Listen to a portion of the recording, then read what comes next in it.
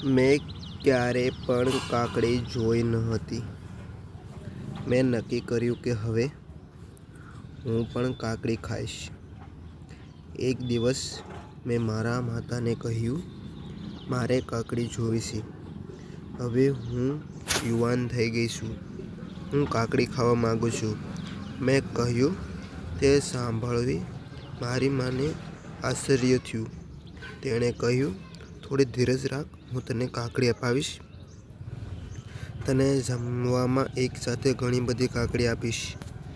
એક દિવસ મેં મારી માતાને બાજુમાં રહેતા ભરતકાકાના વાડામાં કાકડી ખાતા જોઈ હતી. આથી તે દિવસે મેં નક્કી કર્યું કે હું પણ ભરતકાકાના વાડાની કાકડી ખાઈશ. મેં કાકડી ખાવા માટે જીદ કરી. કારણ કે હવે હું સમજુ થઈ ગઈ હતી તો મારે કાકડીની માંગ કેમ ન કરવી, અને જો હું મારી માતા પાસે કાકડી ન માગું તો હું કોની પાસે માગું. મારી મા પણ સમજી ગઈ હતી કે સલમા હવે કાકડી ખાધા વગર જીમ છોડશે નહીં. તેણે કાકડી ખાવા માટે આપવી જ પડશે. તે હવે યુવાન અને સમજુ બની ગઈ છે, અને તેની વાત પણ સત્ય છે. જ્યારે હું સાંજે માતાના રૂમમાં ગઈ તો જોયું તો ભરતકાકા, જે અમારા પાડોશી છે, તે પાટલું ભરીને કાકડી લાવ્યા હતા. જેવી હું રૂમમાં ગઈ તો તેણે કહ્યું, આવ દીકરી સલમા, હું તારા માટે કાકડી લાવ્યો છું. કાકડી જોઈને હું લલચાઈ ગઈ.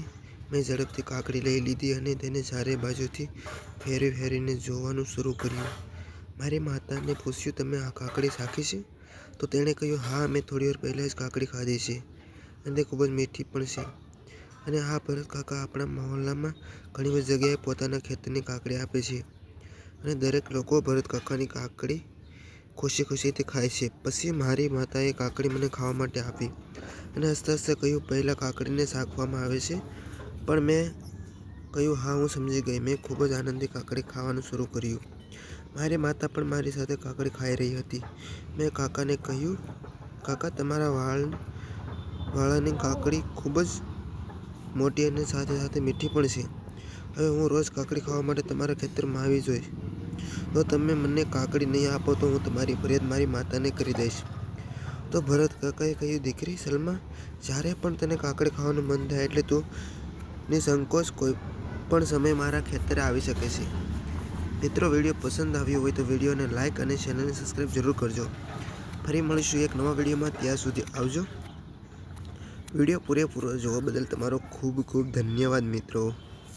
આ વિડીયોમાં આવનારા પાત્ર અને વાર્તા કાલ્પનિક છે મિત્રો. કોઈ પણ જાતિ ધર્મ સાથે ઉલ્લેખ નથી કરવામાં આવ્યો. તો ટાટા બાય બાય મિત્રો. મળીશું નવા વિડીયોમાં આવતીકાલે.